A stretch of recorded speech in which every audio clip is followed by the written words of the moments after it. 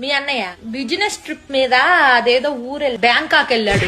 Office ఎదవాళ్ళకి బుద్ధి జ్ఞానం లేదు. ఈ మధ్య మరీ ఘోరం అయిపోయి నెలకి 2 సార్లు బిల్లుతున్నారు బ్యాంక్ ఆఫీసులు. అల్లాడిపోతున్నాడు. అంత దూరం అంటే ఒళ్ళు హూనం అయిపోదు. ఎక్కడో మ్యాప్ చివరనుంది బ్యాంకాక్. రాగానే ఒళ్ళంతా నొప్పులుగా ఉంది, కాస్త కాపడం పెట్టు రాజ్యం అని నోరారా అడుగుతాడు. అల్లాడిపోతున్నాడు. పోనీ నేను కూడా వస్తానయ్యా నీతో పాటు, నువ్వు ఆఫీస్ పని చూసుకో అంటే, వద్దో రాజ్యం నువ్వు రామాక, కడుపులో నీళ్లు కదలకుండా ఉండు, వేళకి తిని పడుకో, నీ ఆరోగ్యం నాకు చాలా ముఖ్యం అంటాడమ్మా మహానుభావుడు. అల్లాడిపోతున్నాడు.